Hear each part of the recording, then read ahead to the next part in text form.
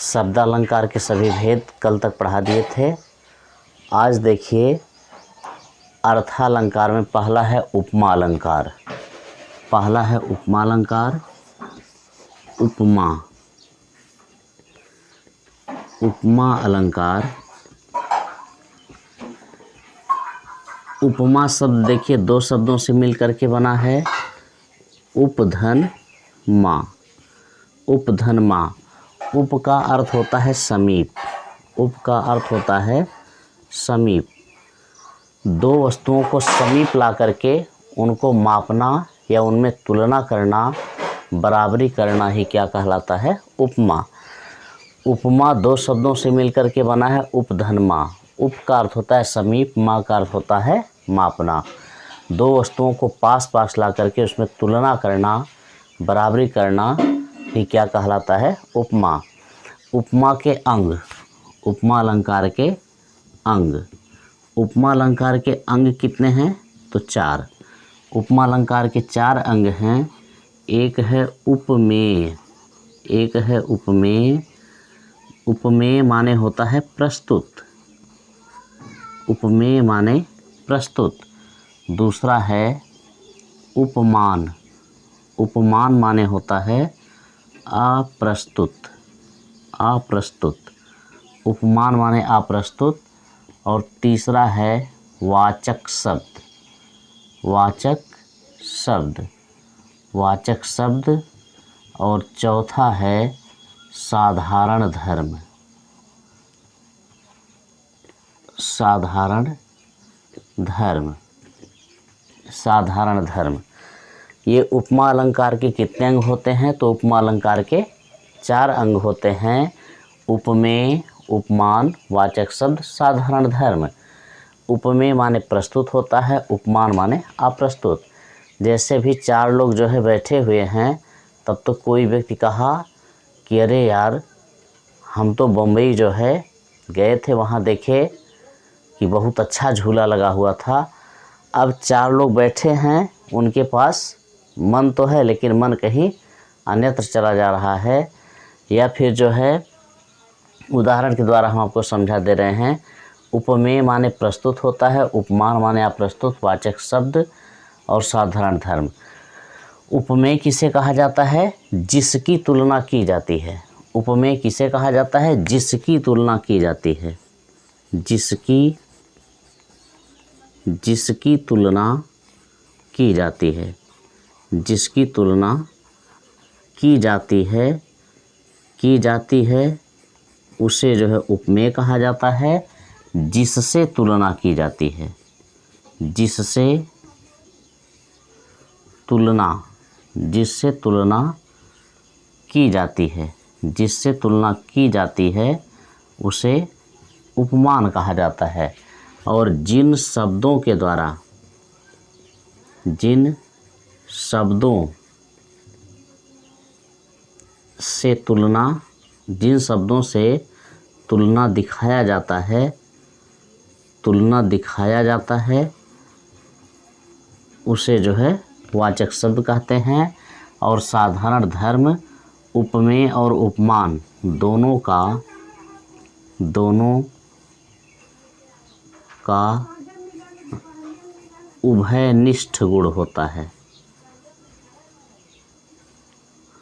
उभयनिष्ठ गुण।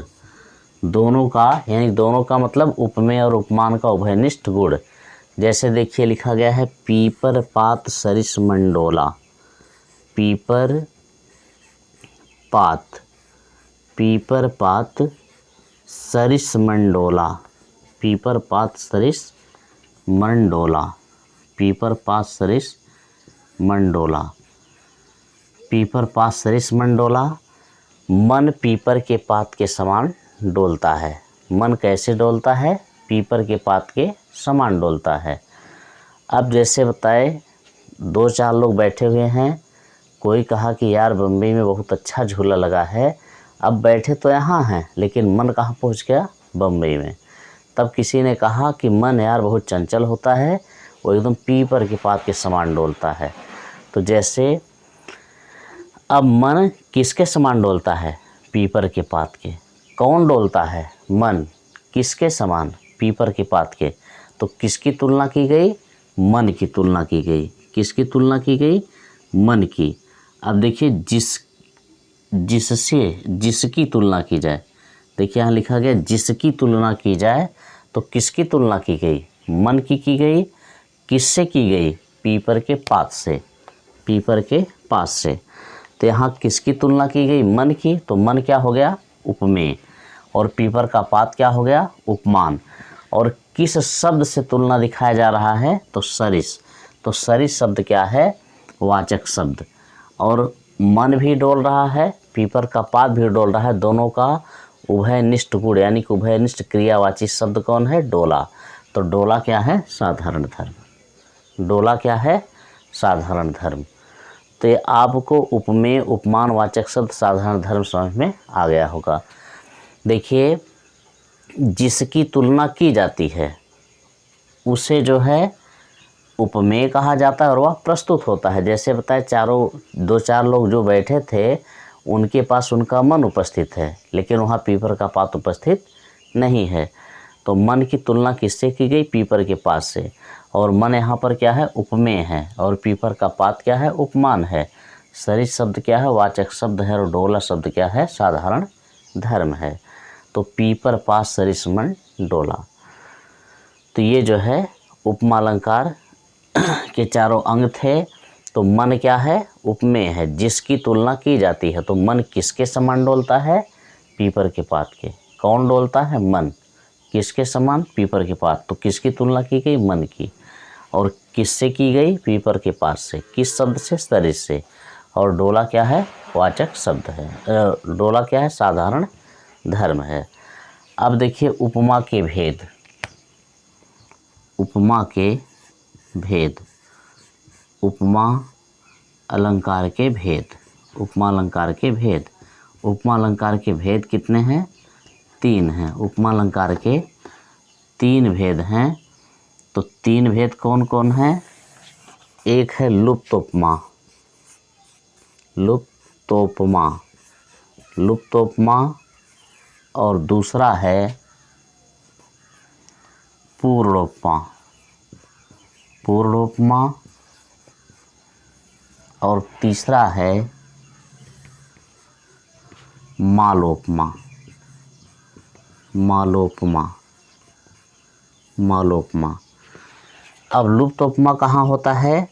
जहाँ उपमा के चारों अंग में से कोई एक अंग जो है लुप्त रहता है, वहाँ पर क्या होता है? लुप्तोपमा। जैसे लिख दिया जाए मखमल। मखमल सा झूला। मखमल सा झूला। या हाथी। हाथी सा टीला। हाथी सा टीला। मखमल सा झूला। झूला किसके समान है? तो झूला मखमल के समान है। टीला किसके समान है? टीला हाथी के समान है। अब यहाँ देखिए हमेशा उपमा अलंकार में पीछे से ही अर्थ लगाया जाता है। मन पीपर के पात के समान डोलता है। पीछे से ही अर्थ आप निकालेंगे तो हमेशा स्पष्ट रहेगा कौन उपमेय है, कौन उपमान है, कौन वाचक शब्द है, कौन साधारण धर्म है, ये पहचान जाएंगे। जैसे देखिए मन पीपर के पात के समान डोलता है। तो कौन डोलता है? मन। किसके समान डोलता है? पीपर के पात। तो कौन डोलता है? मन। मन क्या हो गया? उपमेय। किसके समान डोलता है? पीपर के पात के। तो पीपर का पात क्या हो गया? उपमान। और पीपर का पात और मन का किस शब्द से तुलना किया गया? तो सरिस। तो सरिस क्या हो गया? वाचक शब्द। और पीपर का पात भी डोल रहा है, मन भी डोल रहा है, तो दोनों का उभयनिष्ठ गुण क्या है? डोलना। तो डोला क्या हो गया? साधारण धर्म। यहाँ पर देखिए झूला मखमल के समान है। झूला किसके समान है? मखमल के समान है। अब किसकी तुलना की गई? झूला की। तो झूला क्या हो गया? उपमेय। और किससे तुलना की गई? मखमल से। तो मखमल क्या हो गया? उपमान। और इसमें वाचक शब्द कौन है? तो सा। लेकिन इसमें साधारण धर्म नहीं दिया गया है। इसलिए उपमा का एक अंग जो है इसमें नहीं है, इसलिए इसमें क्या हो गया, लुप्तोपमा अलंकार। इसमें क्या हो गया, लुप्तोपमा अलंकार। यानी जिस वाक्य में जो है, जिस काव्य पंक्ति में अगर उपमा के चारों अलंकार में से कोई, चारों अंग में से कोई एक अंग लुप्त रहता है, उसको जो है लुप्तोपमा अलंकार कहा जाता है। जैसे नीचे वाला देखिए, हाथी सा टीला। टीला किसके समान है, हाथी के। तो किसकी तुलना की गई, टीला की तुलना की गई। तो टीला क्या है, उपमेय है। किससे की गई, हाथी से। तो हाथी क्या है, उपमान है। और टीला और हाथी में किस शब्द से समानता दिखाया गया, सा से। तो सा क्या है, वाचक शब्द है। इसमें भी साधारण धर्म नहीं दिया गया है, इसलिए ये जो है लुप्त उपमा का उदाहरण था। पूर्ण उपमा कहाँ होता है, जहाँ उपमा के चारों अंग विराजमान रहते हैं वहाँ पर पूर्ण उपमा होता है। जैसे देखिए, पीपर पात सरिसमण डोला। पीपर पात सरिसमण डोला। मन किसके समान डोलता है, पीपर के पात के। तो मन क्या है, उपमेय है। पीपर का पात क्या है, उपमान है। सरिस क्या है, वाचक शब्द है। डोला क्या है, साधारण धर्म है। तो ये जो है पूर्णोपमा का उदाहरण है। मालोपमा कहाँ होता है, जब किसी एक वस्तु की उपमा देने के लिए हम कई उपमान देते हैं, कई उपमान विराजमान होते हैं, तो उसको क्या कहा जाता है, मालोपमा। यानी कि एक उपमा, एक वस्तु की तुलना करने के लिए कई वस्तु से जब हम तुलना करते हैं तो वहाँ पर क्या होता है, मालोपमा। जैसे देखिए, इंद्रजिम जंभ पर। इंद्रजिमी जंभ पर। जंभ पर। कान्ह जिमी कंस पर। कान्ह जिमी कंस पर। कंस पर। तेजतम अंश पर। तेजतम अंश पर। तेजतम अंश पर। त्यों मलेच्छ वंश पर। त्यों मलेच्छ वंश पर। त्यों मलेच्छ वंश पर शेर शिवराज हैं। शेर शिवराज हैं। यहाँ देखिए, इंद्रजिमी जंभ पर, जिस तरह से इंद्र जो है जंभ नामक राक्षस पर टूट पड़े हैं। कान्ह जिमी कंस पर, जैसे श्री कृष्ण कंस के ऊपर जुट पड़े हैं, कंस को मार रहे हैं। तेजतम अंश पर, जैसे तेज प्रकाश अंधकार को मिटा रहा है, त्यों मलेच्छ वंश पर, उसी तरह मुगलों के वंश पर शेर शिवराज हैं। शिवाजी शेर की तरह दहाड़ पड़े हैं। तो शिवाजी को उपमित करने के लिए, शिवाजी की समानता दिखाने के लिए कई उपमान हमें देना पड़ा। जैसे इंद्र, कान, तेज। तो ये तीनों उपमान किसके लिए आए, शिवाजी के लिए। तो यहाँ पर क्या हो गया, मालोपमा। जब एक वस्तु को उपमित करने के लिए, एक वस्तु की बराबरी दिखाने के लिए, एक वस्तु की तुलना करने के लिए कई वस्तु को हम उपमान के रूप में दें, तो वहाँ पर क्या होता है, मालोपमा। तो ये जो है उपमा अलंकार था। उपमा अलंकार में वाचक शब्द, उपमा अलंकार को पहचानने के लिए और आसान तरीका है, इसमें वाचक शब्द होते हैं। तो वाचक शब्द हम लिख दे रहे हैं, जो ये वाचक शब्द अगर कहीं आते हैं तो वहाँ उपमा अलंकार हो जाएगा। जैसे देखिए, सा, सी, से, सरिस,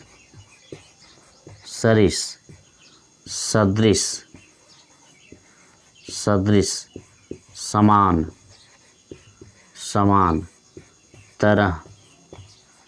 तरह, जिमी,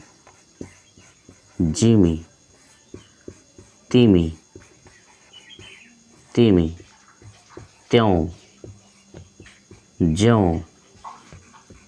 ज्यों,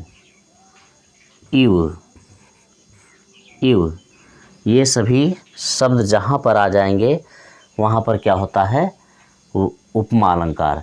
अगर ये सभी वाचक शब्द जिस काव्य पंक्ति में आ गए वहाँ पर क्या होता है, उपमा अलंकार। तो वाचक शब्द है सा, सी, से, सरिस, सदृश, समान, तरह, जिम, तिम, ज्यों, त्यों, यू, ये सभी जहाँ पर आ जाएंगे वहाँ पर उपमा अलंकार होता है। इनके द्वारा आप पहचान सकते हैं या फिर पूरा व्यवस्थित आप पढ़ लीजिए, एकदम सरल भाषा में हमने पढ़ा दिया। देखिए उपमा, उपमा शब्द दो शब्दों से मिल करके बना है, उपधन माँ। उप का अर्थ होता है समीप और माँ का अर्थ होता है मापना। जब दो पदार्थों को हम समीप ला करके मानसिक रूप से तुलना या बराबरी करते हैं वहाँ पर क्या होता है, उपमा अलंकार। उपमा अलंकार की काव्य में परिभाषा होती है जब उपमेय के द्वारा उपमान की तुलना अथवा बराबरी किया जाए वहाँ पर उपमा अलंकार होता है। उपमा अलंकार के कितने अंग होते हैं, तो 4 अंग होते हैं। एक उपमेय है, एक उपमान है, एक वाचक शब्द है, एक साधारण धर्म है। उपमेय किसे कहा जाता है, जिसकी तुलना की जाती है। जैसे देखिए पीपर पात सरिस मन डोला। अब कौन डोला, मन डोला। तो किसके समान डोला, पीपर के पात। तो किसकी तुलना की गई, मन की।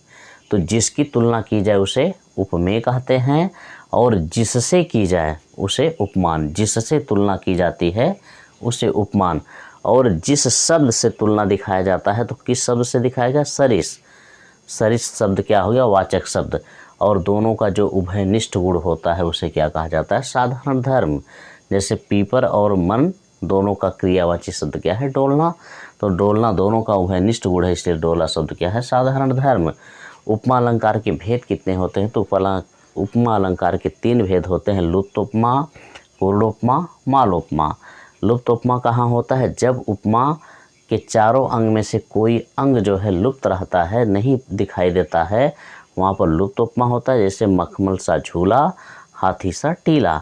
झूला किसके समान है, मखमल के। तो अब यहाँ किसकी तुलना की गई, झूला की। तो झूला क्या हुआ, उपमेय। और किससे की गई, मखमल से। तो मखमल क्या हो गया, उपमान। किस शब्द से दिखाया रहा, सा से। तो सा क्या हो गया, वाचक शब्द। लेकिन इसमें साधारण धर्म नहीं है, इसीलिए लुप्त उपमा है। हाथी सा टीला, टीला किसके समान है, हाथी के। तो टीला किसकी तुलना की, टीला की। तो टीला उपमेय हो गया, हाथी क्या हो गया, उपमान हो गया, सा क्या हो गया, वाचक शब्द हो गया। और पूर्ण उपमा कहाँ होता है, जहाँ उपमा के चारों अंग विराजमान रहते हैं। जैसे पीपर पात सरिस मन डोला।